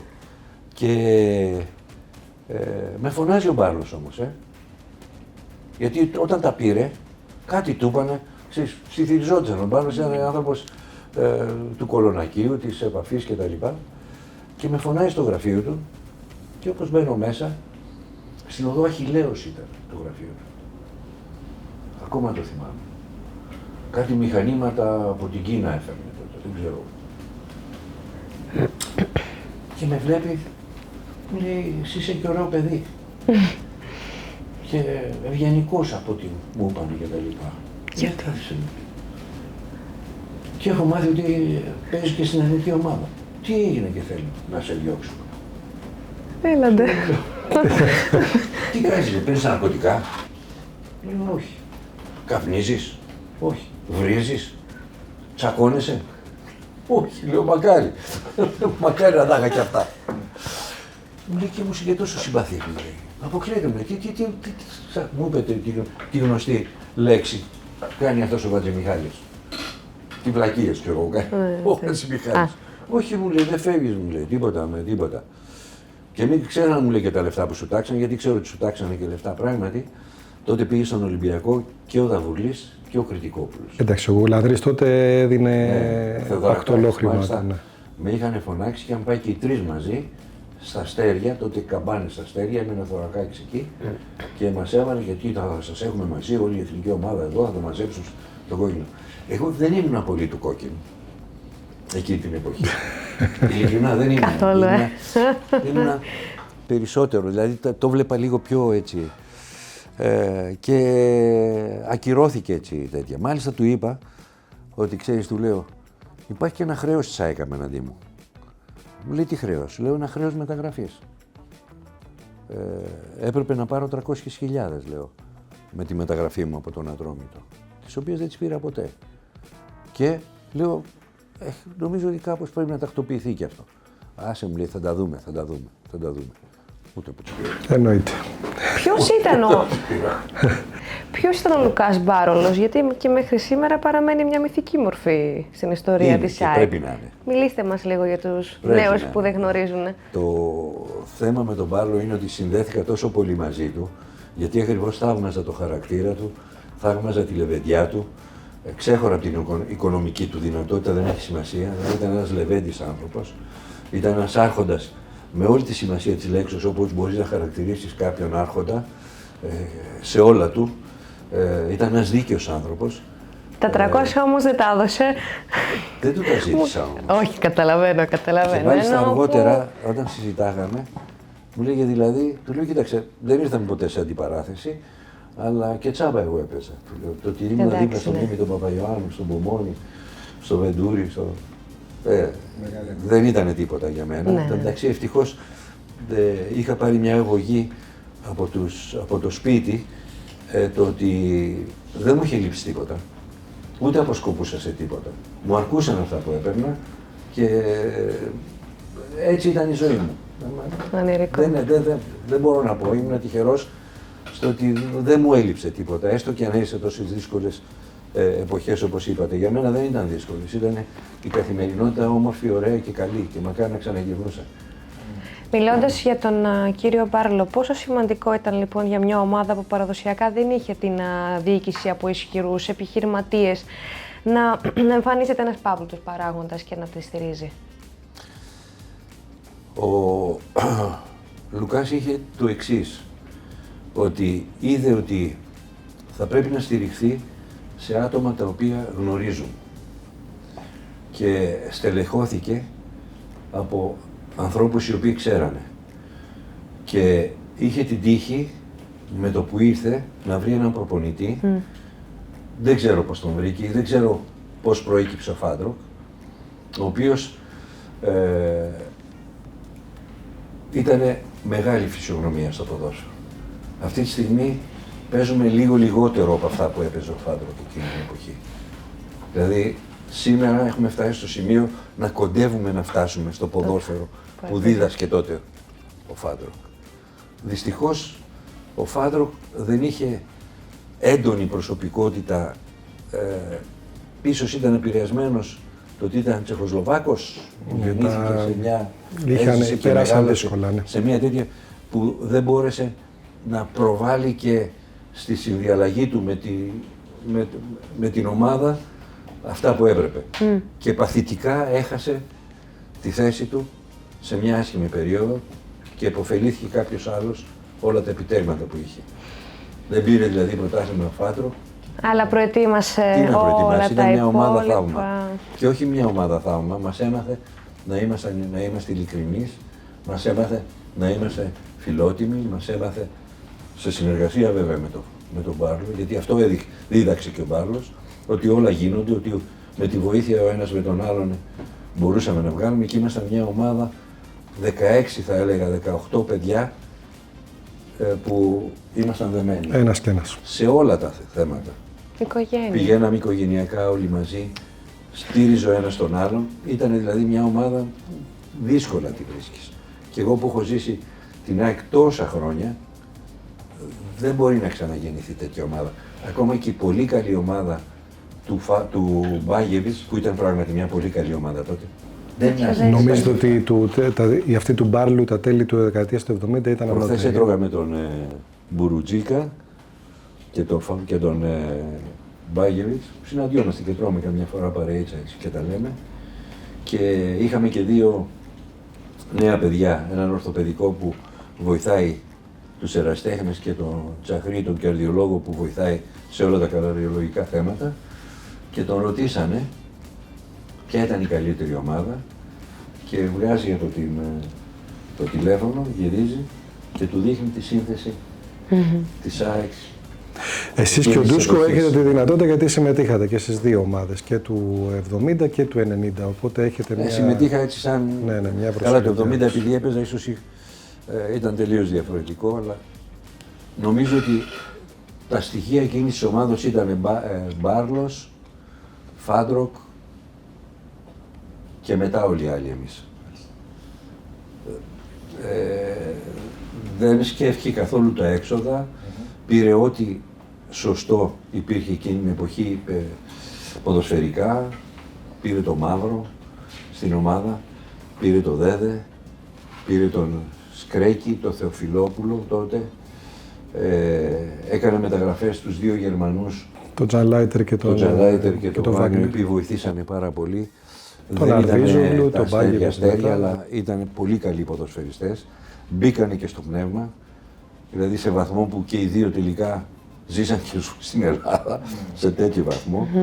Αλλά ήταν το κλίμα, δηλαδή ήταν μια ομάδα όπως πρέπει να είναι μια ομάδα. Και όταν μιλάμε για ποδόσφαιρο, μιλάμε για ομάδα, όχι για ξεχωριστούς παίκτες. Το μπάσκετ είναι διαφορετικό. Μπορεί ένας παίκτης να κάνει τη διαφορά μέσα στους 5. Αλλά το ποδόσφαιρο είναι όλοι μαζί. Δεν γίνεται. Μια που είπατε για το Φάντροκ, αλλάζει, όντως ήταν ένας άνθρωπος ο οποίος είχε δουλέψει στην Εθνική Ολλανδίας, δεν ήταν κάποιος τυχαίος, με το Μίχελς. Πέρα από την αλλαγή που έφερε στην ΑΕΚ, σας έχει αλλάξει και εσάς, γιατί η αλήθεια είναι ότι οι νεότεροι σας έχουμε λίγο πιο πολύ στο μυαλό μας, δεν θυμόμαστε Νικολάου Σέντερφορ, θυμόμαστε Νικολάου Σέντερμπακ. Ήσασταν από τους πρώτους, αν όχι ο πρώτος, που έγινε αυτή η αγωνιστική μετάλλαξη. Πώς συνέβη και πόσο εύκολα το αποδεχτήκατε εσείς? Να πω κάτι τότε. Αυτό είναι σαν συνέχεια της αποδέσμευσης. Ίσως είχε ενημερωθεί ότι εγώ ήμουν για αποδέσμευση. Για πολλά πράγματα. Ίσως το ότι επειδή ήμουν φοιτητής δεν θα πρόσεχα πολύ το θέμα του ποδοσφαίρου, ξέρω εγώ. Ίσως. Και όταν ξεκίνησε ο Φάντροκ τις προπονήσεις, τότε είχαμε πάει στην Πάρνηθα και κάναμε προπονήσεις. Ήμουνα στους αναπληρωματικούς. Δεν με έβαζε. Δηλαδή, και κάπου διαρωτήθηκα, λέω τι γίνεται τώρα. Δεν με βάζει, κάνουμε 1-2 φιλικά και είχαμε κάνει 1-2 φιλικά στην προετοιμασία και με έβαλε αναπληρωματικό στα χαφ, να παίξω και λίγο, να κάνω. Και πήγα και τον βρήκα, του λέω, συγγνώμη, λέω, επειδή είστε καινούριος και εγώ είμαι, τι σκοπεύετε, λέω, τι θα κάνω? Με αντιμετώπισε έτσι με έναν τρόπο αυστηρό, ότι δεν πρέπει να ρωτάω. Μάλιστα για τσαπάτσα μου λέει, τι είναι αυτά που με ρωτάτε? Όλοι είμαστε εδώ πέρα, όλοι μαζί. Και εγώ, λέει, αξιοκρατικά θα στήσω την ομάδα. Τι ζητάς, ακόμα 1 μήνα είμαστε όλοι μαζί. Καινούργιοι άνθρωποι, καινούργια τέτοια, τι ζητάς, μου λέει? Να σου πω πως είναι το πλάνο μου? Άντε, λέει, φύγε από εδώ. Και με διώξε.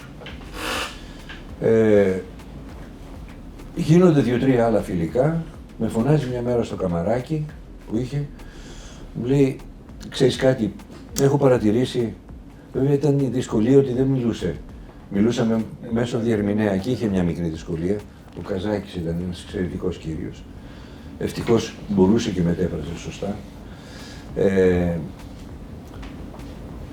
Διαπίστωσα κάτι, λέει, από όλες τις τέτοιες. Ζητάω έναν τρόπο παιχνιδιού και θα το είδες γιατί είσαι έξυπνος άνθρωπος, και ζητάω έναν άνθρωπο που θα είναι ο Χούσλοφ. Τον ξέρεις, μου λέει, το Χούσλοφ? Λέω, τον ξέρω τον Χούσλοφ. Θέλω ένα Χούσλοφ, μου λέει.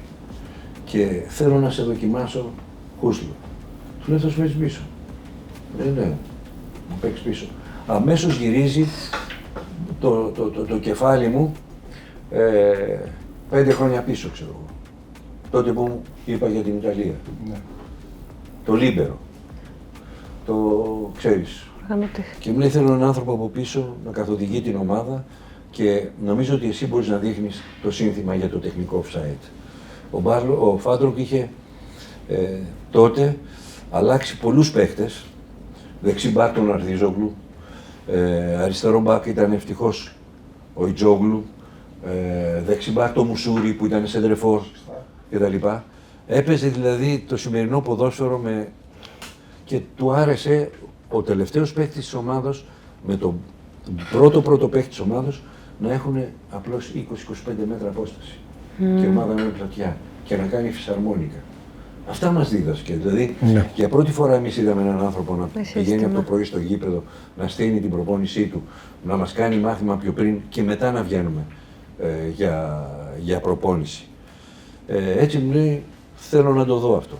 Και με βάζει πίσω. Αμέσως ήρθε στο μυαλό μου, ξέρεις, όλο αυτό. Πόσο όταν έχεις μάθει ποδήλατο δεν το ξέρω ποτέ. Έτσι. Και μπήκα αμέσως στο πετσί. Και έπαιξα αμέσως. Καλύτερα, πιο άνετα. Πολύ καλύτερα. Μα ήταν η θέση μου. Ήταν η θέση. Αυτή ήταν η θέση μου. Δηλαδή, φανταστείτε ότι σε μια χρονιά που έπαιζα σέντρεφόρ, στον πρώτο γύρο είχα βάλει 11 γκολ και ήμουν ο πρώτος σκόρερ. Είδες, έχω και το φύλαθλο έξω, μια τέτοια που γράφει ο πρώτος σκόρερ φέτος. Ναι, τον πρώτο γύρο ήμουν ο πρώτος σκόρερ. Στο δεύτερο γύρο δεν έβαλα κανένα. Είναι δυνατόν να παίζεις σέντρεφόρ, να βάλεις 11 γκολ στον πρώτο γύρο και στο δεύτερο γύρο να βάλεις κανένα? Και με θεωρούσαν χαζοκόλλιο. Πολλές αποδοκιμασίες, πολλά τέτοια. Παρότι ήμουν φιλότιμος, παρότι έτρεχα, πήδαγα, έκανα. Όχι. Α, δεν Μετά έχει μπήκα στο αποτέλεσμα. πετσί μου. Γιατί το πετσί μου ήταν άμυνα. Μου άρεσε. Έβλεπα όλο το παιχνίδι. Σκεφτόμουν ένα δευτερόλεπτο, 2 πιο πριν από τον αντίπαλο. Το διαβάζατε το Με μάτσο. αυτόν τον τρόπο έγινα και πιο γρήγορος. Ήμουνα γρήγορος. Αλλά αν σκεφτείς και 1-2 δευτερόλεπτα πιο πριν, είσαι ακόμα πιο γρήγορος. Να έχει νόημα το τρέξιμο, η γρηγοράδα. Το μόνος αντίπαλος που με δυσκόλεψε πολύ σε αυτό ήταν 2. Ο ένας ήταν ο Καρκαντέρα. Ενώ δεν ήταν πολύ γρήγορος, Πολύ το δυνατός. σκεφτόταν 3 δευτερόλεπτα πιο πριν. Δύσκολος πολύ. Πολύ έξυπνος. Και ήξερε και πάλι. Και ο Αλβαρές. Αυτούς τους 2 είχα σαν αντιπάλους που έλεγα αμάν τι κάνουμε σήμερα. Εποχές δόξας, μας είπατε ότι είναι η καλύτερη ΑΕΚ κατά τη δική σας κρίση όλων των εποχών και ένα δίδυμο με το Ραβούσι που έγραψε ιστορία και θεωρείται από τα πιο πλήρη στο ελληνικό ποδόσφαιρο. Τι ήταν εκείνο που σας έδαινε? Καταρχήν είχαμε αλληλοεκτίμηση. Δηλαδή έβλεπες στον Πέτρο αυτό που λέμε λεβεδιά σε όλη του τη συμπεριφορά.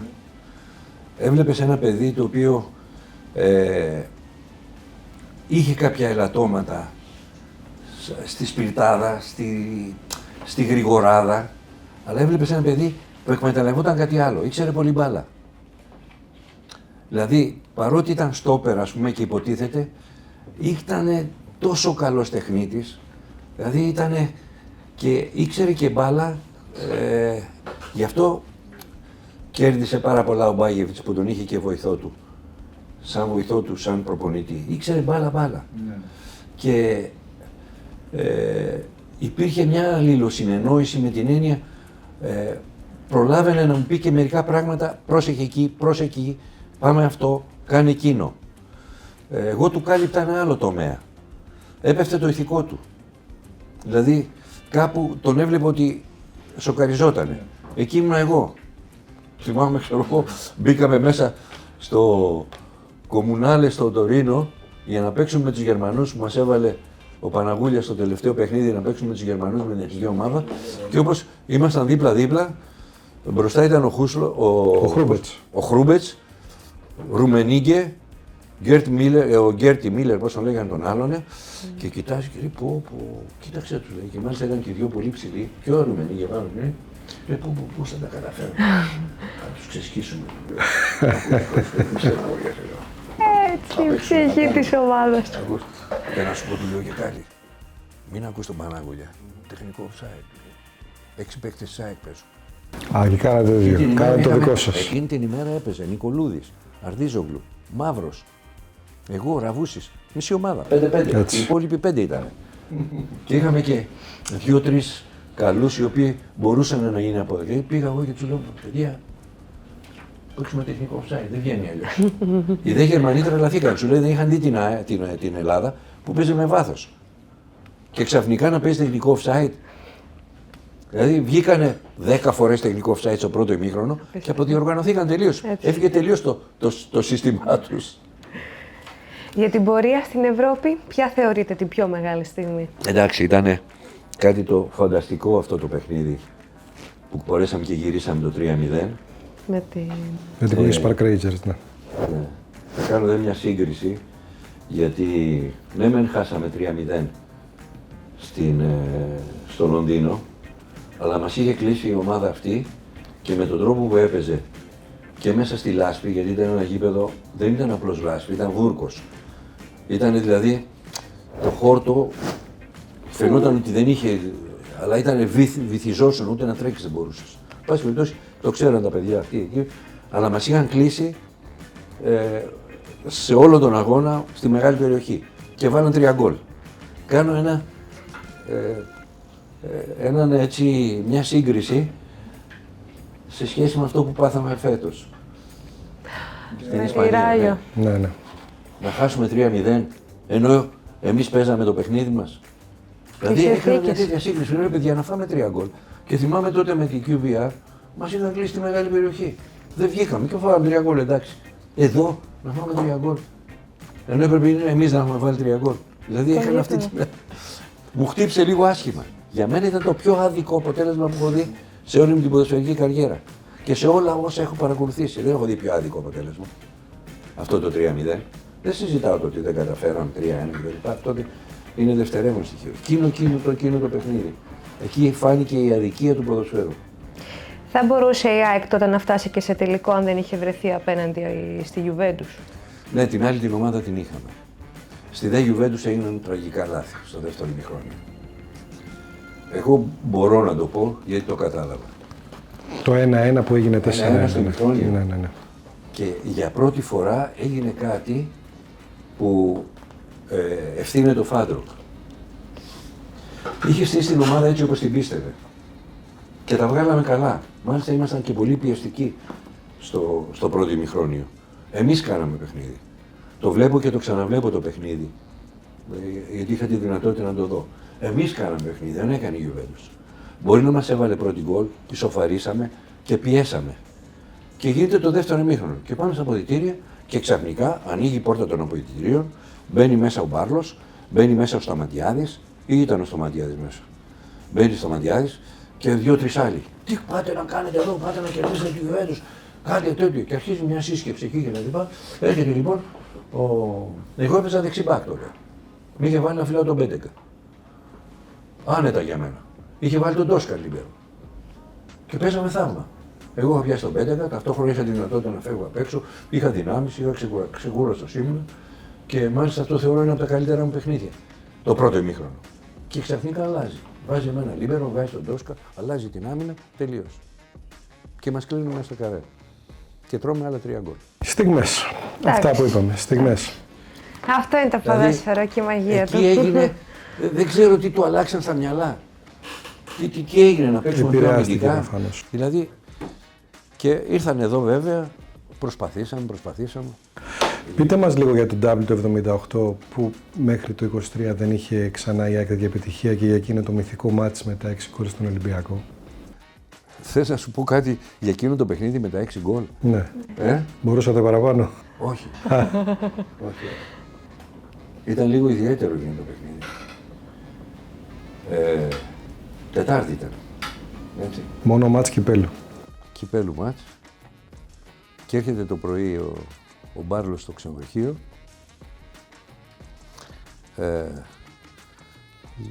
Λίγο μετά το πρωινό. Εντάξει, χαζεύαμε εκεί στο Θεοξένια. Το βλέπω ότι μιλάει με τον Παπαγιάννου. Με φωνάζει ο Παπαγιάννου. Μου λέει εδώ γιατί θα με τρελάνει, λέει ο πρόεδρος σήμερα. Του λέω τι έγινε. Μου λέει ότι έμαθε ότι 4-5 παίκτες της ΑΕΚ τους έχουν πλησιάσει από τον Ολυμπιακό για να το χάσουμε το παιχνίδι. Και του λέω γιατί φωνάξε εμένα. Λέει γιατί μέσα σε αυτούς είσαι και εσύ. Του λέω είχα θάρρος. Του λέω και μόνο αυτό του λέω. Δεν σε βάζεις στη σκέψη ότι δεν έχει καμία βάση το θέμα αυτό. Στο Μίμη τα λέγει όλα ο Μπάρλος. Και μόνο, μα μου λέει ο Μίμης, ήταν έξυπνο παιδί ο Μίμης. Μου λέει ο Μίμης, γι' αυτό σε φώναξα. Όταν μου αναφέρει 4 παίκτες και μέσα σε αυτούς είσαι και εσύ, γι' αυτό σε φώναξα. Για να δει ότι δεν είναι δυνατόν. Λέω τότε παίρνω τα πράγματά μου και φεύγω. Του λέω δεν είναι θέμα. Μια και το ξέρω, όχι, μου λέει προς Θεού δεν το πιστεύω. Έγινε αυτό το γεγονός το μεσημέρι. Και στην αρχή του παιχνιδιού, μια φάση, γίνεται μια σέντρα που υποτίθεται ότι θα μπορούσα να βγω λίγο πιο γρήγορα. Με προλαβαίνει ο επιθετικός του Ολυμπιακού Ιρλανδός Σπένς και χάνουμε 1-0. Το φαντάζεσαι τώρα, έτσι, να έχεις ακούσει αυτά το πρωί και να ξεκινάει έτσι το παιχνίδι. Ευτυχώς πήρε μπροστά η μηχανή, αρχίζαμε και βάζαμε γκολ και ησύχασα. Καθάρι ήταν, είναι δύσκολο, λεπτή είναι η θέση εκεί. Ήταν το δίδυμο Μπάιεβιτς Μαύρος ό,τι πιο σπουδαίο έχουμε δει στα ελληνικά γήπεδα? Εντάξει, δεν θα μπορούσα να το πω ότι ήταν το ό,τι πιο σπουδαίο είδαμε στα ελληνικά γήπεδα, αλλά ήταν πράγματι ένα πολύ πετυχισμένος συνδυασμός. Ένας παίκτης όπως ήταν ο Μαύρος, ο οποίος μυριζόταν τον γκολ, τον έλεγα Mr. Goal, δηλαδή ήταν αδύνατον να είναι μέσα στην περιοχή και να μην το βάλει αν του έρθει. Ήτανε πράγματι τέτοιος παίκτης. Ο Μαύρος είχε και μια ιδιαιτερότητα ότι για μένα, και θα το πω αυτό, ήταν ο πιο φιλικός επαγγελματίας μέσα στο γήπεδο. Δηλαδή, τι εννοώ. Όταν είχα δυσκολία πίσω και δεν ήξερα τι να την κάνω την μπάλα, και τότε δεν παίζαμε πολύ με τον τερματοφύλακα, έστελνα την μπάλα προς τον Μαύρο, προς τον Μαύρο. Ήξερα ότι θα τη διεκδικήσει, όπου και να πήγαινε. Ότι θα προσπαθήσει να με βγάλει ασπροπρόσωπο. Ίσως δεν το έκανε από αλτρουισμό, ίσως το έκανε γιατί είχε μάθει να κυνηγάει την μπάλα.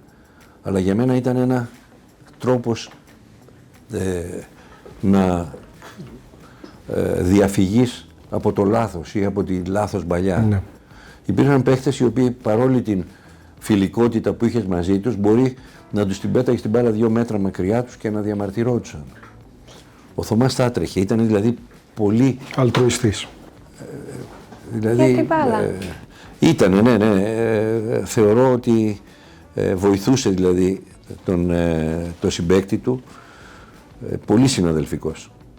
Έτσι λοιπόν, με αυτή την οτροπία ήταν πολύ σημαντικό το να κάνει ένα δίδυμο με έναν παίχτη όπως ήταν ο Μπάγεβιτς, ο οποίος η πρώτη μου επαφή με τον Μπάγεβιτς είναι ότι όταν ξεκίνησε η προετοιμασία, είχα πάει λίγο καθυστερημένα, δεν ξέρω γιατί, στην προετοιμασία και συναντάω τον Βιέρα και μου λέει πω μου λέει ένα παίχτη που πήραμε, ο Βιέρα τώρα, που έχει παίξει παγκόσμιο κύπελο το 66. 16 παιδάκι, Ουρουγουανός, με όλη αυτή την καριέρα, με το που με είδε, του λέω τι έγινε Μιλτούτσο. Μου λέει μου λέει ένας παίκτης, μου λέει τελείωσε. Δεν έχω ξαναδεί, μου λέει, τέτοιο παίκτη. Δηλαδή τόσο μεγάλη ήταν η διαφορά σαν ποδοσφαιριστής. Δηλαδή... Απίθανος, ναι. Απίθανος. Δηλαδή την έκανε ό,τι ήθελε την μπάλα. Ξέχωρα από τα σωματικά προσόντα που είχε. Μιλήστε μας για την παρουσία του Τσαϊκόφσκι και σαφώς και την επόμενη χρονιά που έχετε ο Πούσκας και που σας είχε εγκρίνει και στο Παναθηναϊκό το 1971. Ο Τσαϊκόφσκι 2 φορές ήρθε νομίζω. Ναι, 2 φορές. Την πρώτη φορά ήρθε αμέσως μετά το Φάντροκ. Και εκεί υπάρχει μια ιστορία η οποία είναι άσχημη. Με το Φάντροκ δηλαδή, το πώς έφυγε ο Φάντροκ. Την έζησα κι εγώ δηλαδή άσχημα. Ο Τσαϊκόφσκι, μου και με ρωτήσατε για τον Τσαϊκόφσκι, ήταν τυχερός το ότι πήρε μια έτοιμη ομάδα. Στρωμένη σε όλα του. Σε όλα της. Και στη συναδελφικότητα μεταξύ των ποδοσφαιριστών και στην αξία των ποδοσφαιριστών και στον τρόπο που παίζανε. Τι έκανε, τι πιο έξυπνο. Δεν την πείραξε καθόλου. Ναι. Απλώς την παρακολούθησε. Απλώς τη συμπαραστάθηκε. Απλώς έγινε πολύ φιλικός και σωστός διοικητικά στο να μας καθοδηγήσει όπως έπρεπε, στο πώς θα παίζαμε. Δεν είχε ανάγκη να κάνει ούτε νέα συστήματα, ούτε να φτιάξει δικές του τρέλες, ούτε τίποτα. Σου λέει αυτοί πάνε καλά, ας τους να δουλεύουν και να προχωράνε. Ήτανε δηλαδή, έκανε αυτό που έπρεπε να κάνει και πήραμε και το πρωτάθλημα. Το πώς έφυγε ο Φάντροκ θέλετε να σας πω. Ναι. Δεν ξέρω για ποιο λόγο, μετά την προετοιμασία υπήρξε διαφωνία και ίσως εκεί έφταγε ο Ζαφυρόπουλος αυτό, ότι έχουμε ένα πρόβλημα με τον προπονητή, δεν μπορεί να κρατήσει την πειθαρχία, κάποιοι παίχτες διαμαρτύρονται σε αυτόν, είχε κάνει και κάποιες ακιμιές ο Ζαφυρόπουλος με 2-3 παίχτες μέσα εκεί που είχαν αρχίσει να φαίνονται ότι δεν ταιριάζαν γενικά και τελικά φάνηκε ότι δεν ταιριάζαν γιατί αλλάξαν ομάδα και συγκαλούν ένα διοικητικό συμβούλιο να αποφασίσουν και ζητάνε τον αρχηγό της ομάδας να πάει στο διοικητικό συμβούλιο. Και πήγατε εσείς ως αρχηγός. Όχι, δεν ήμουν αρχηγός. Ο Μίμης ήταν. Ο Μίμης ήταν. Έρχεται λοιπόν ο Μίμης, σας είπα, είχα μεγάλη αδυναμία στο Μίμη. Δηλαδή την άξιζε σε όλες τις εκδηλώσεις. Και μου λέει Ρελάκη, μου λέει εγώ, τι να πω εκεί πέρα, δεν τα βγάζω πέρα. Πώς δεν τα βγάζεις εσύ πέρα, τι, όχι μου λέει δεν τα βγάζω πέρα, ήθελε να την κάνει. Όχι μου λέει τώρα θα με ρωτάνε, θα κάνω, πού θα απαντήσω και τέτοια, δεν τα μπορώ, σε παρακαλώ μου λέει κάνε μου τη χάρη.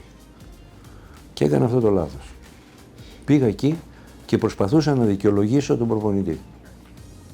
Βλέποντας ένα εχθρικό περιβάλλον από τους 10 συμβούλους που ήταν εκεί και να δικαιολογήσω γιατί, ας πούμε, ενώ έχει τελειώσει η προετοιμασία, έτσι, δεν είχε συμβεί κάτι, δεν είχαμε χάσει παιχνίδι. Ή μάλλον είχαμε χάσει ένα παιχνίδι, κάτι είχαμε χάσει. Ότι να φύγει ο προπονητής. Και τελικά πήσα τον Πάρνο και τον έδιωξα. Ναι. Ήρθε ο Μουρίκης μάλιστα, ήταν ο Μουρίκης. Ο Δημήτρης ο Μουρίκης. Ναι, και μετά μου λέει, ξέρεις, σε θαύμασα, μου λέει, στα επιχειρήματά σου. Ναι, αλλά του λέω δεν πιάσανε. Όχι, μου άρεσε, μου λέει, τα επιχειρήματα δεν τα περίμενα από σένα, λέει. Λέω, δεν πιάσαν όμως, είδες, τον διώξαν τον προπονητή. Εσάς τους παίκτες δεν σας ακούσανε ποτέ δηλαδή, δεν σας ρωτήσανε ποτέ. Ήταν δύσκολο. Ζαφυρόπουλος φταίει εκεί. Ναι. Το ξέρω, δηλαδή το κατάλαβα από όλη την... να το κάνουμε καταλάβει. Λοιπόν, για να κλείσουμε, 1978-79, τελευταία μη επαγγελματική χρονιά, με Πούσκας, έχει το περίφημο μάτς με την Πόρτο, έχει το περίφημο μπαράζ της Λεωφόρου που δεν κατέβηκε ο Ολυμπιακός να παίξει και υπάρχει βέβαια και ο χαμένος τελικός με τον Πανιόνιο. Θέλω να μας πείτε για αυτά μια κουβέντα, γιατί νομίζω ότι είναι πολύ σημαντικά στην πορεία της. Λοιπόν, με την Πόρτο, ό,τι κάναμε έπιανε εκείνη τη βραδιά. Σε βαθμό που έκανε ένα τρομερό λάθος εγώ, με άνεση, επειδή το παιχνίδι πήγαινε καλά, στο 4-0, τη σταματάω, κοιτάζω δεξιά-αριστερά και την κάνω πίσω να την πάρει ο Πέτρος. Αλλά πριν τον Πέτρο υπήρχε παίκτης Πόρτο, τον οποίο δεν είχα δει. Την πήρε και φάγαμε γκολ. Έρχεται λοιπόν ο Ιτζόγλου, ο Μπάμπης, μου είπε στεναχωριέσαι. Θα πας να βάλεις γκολ. Μου λέει ο Μπάμπης. Μη στεναχωριέσαι, μου λέει, πάει να βάλεις γκολ, να το βγάλουμε. Και μετά από 2-3 λεπτά γίνεται ένα κόρνερ και πράγματι έβαλα το πέμπτο. Στατικά πάντα ήμασταν καλοί. Έχει μεγάλη πλάκα αυτό, γιατί ήταν δηλαδή ό,τι κάναμε έπιανε. Και δεν το έβαλα με κεφαλιά. Όχι, με πλασέ το έβαλα. Με πλασέ το έβαλα. Αλλά ξέρεις εκεί 4-0, λες εντάξει φάγαμε 4-1. Αλλά ήταν τραγικό λάθος, γιατί την έδωσαν για να το βάλει. Την πήρε αυτός, μετά την έδωσε τον άλλον και το έβαλε. Τον μπαράζ Λεωφόρου, τον μπαράζ Λεωφόρου. Όντως το πιστεύω ότι φοβήθηκε να παίξει μαζί σας? Νομίζω ναι. Νομίζω ναι, γιατί ήμασταν πολύ καλή ομάδα. Δεν ξέρω, είδες τι σου είδες. Και δεν ξέρω και αν υπήρχε κάποια πολιτική τους να το κάνουν ή να δείξουν ή να μην κάνουν, αλλά στην ουσία ξέραν ότι θα χάσουν. Ναι. Ξέραν ότι θα χάσουν. Και εσείς πώς τον πατήσατε με τον Πανιόνιο? Πολλά έχουν υποθεί για αυτό το παιχνίδι. Για μένα, αν μου έκανε μια ευθεία ερώτηση και μου έλεγες ποια είναι η πιο χειρότερη σου στιγμή στο ποδόσφαιρο, θα σου έλεγα αυτή. Τόσο πολύ, Ναι, αυτή ήταν. Αυτό το παιχνίδι. Το οποίο ούτε ξέρω πώς χάθηκε, γιατί μετά υπόθηκαν πάρα πολλά. Ο καθένας έλεγε το δικό του. Καλά, άσχημα. Εν πάση περιπτώσει, φάνηκε και από τη συμπεριφορά απέναντι σε κάποιους παίκτες της ομάδος. Δεν ανακατεύτηκα σε αυτά, αλλά στεναχωρήθηκα τόσο πολύ. Ήμουν αρχηγός, φανταζόμουν ότι θα σηκώσω το κύπελο, θα ήταν το double και ήταν Σάββατο. Η πανεπιστημιακή κλινική στο ΚΑΤ, είχαμε την κλινική στο ΚΑΤ, ήταν η πανεπιστημιακή και υπήρχαν και κάποιες άλλες ορθοπαιδικές κλινικές, αλλά η πανεπιστημιακή κλινική στο ΚΑΤ εφημέρευε Σάββατο. Δηλαδή πιάναμε δουλειά Σάββατο μεσημέρι μέχρι την Κυριακή το πρωί. Κάθε Σάββατο έτσι. Και μπαίναμε. Εγώ βέβαια, επειδή έπαιζα, ρύθμιζα έτσι ώστε να μην είμαι. Δεν πήγα σπίτι, ντρεπόμουν. Και πήγα και εφημέρευσα. Ώστε να είμαι όλη τη νύχτα, να χειρουργώ, να βλέπω ασθενείς. Ήταν όμως η χειρότερη μου βραδιά. Το πώς χάθηκε, λένε ότι έπαιξε πολύ σπουδαίο ρόλο η τακτική του Πανιωνίου και ο τρόπος. Είχε καλούς παίκτες ο Πανιώνιος, δεν το συζητάω. Αλλά πάλι είδα το παιχνίδι και μάλιστα μου το έστειλε κάποιος έτσι ειρωνικά, μου έστειλε και το δισκάκι και το έχω κάπου εδώ. Είδα ότι χάναμε και γκολ. Δηλαδή, δεν μας πίεσε, δεν μας έκανε. 5 φάσεις έκανε και βάλε 3 γκολ, ξέρω. 5 φάσεις, 3 γκολ. Και εμείς κάναμε 20 φάσεις και βάλαμε 1 γκολ. Και προηγηθήκαμε. Λοιπόν, εδώ κλείνουμε για το πρώτο. Βάζουμε μία άνω τελεία σε όλη αυτή την υπέροχη συζήτηση που έχουμε με τον κύριο Νικολάου. Ακολουθεί σαφώς part 2, όλα αυτά στο Foxbet και στο Fox Prime, όπου τώρα θα κάνεις like, καρδούλα, follow, subscribe, καμπανάκια, τα πάντα, για να παρακολουθείς ό,τι σου ετοιμάζουμε.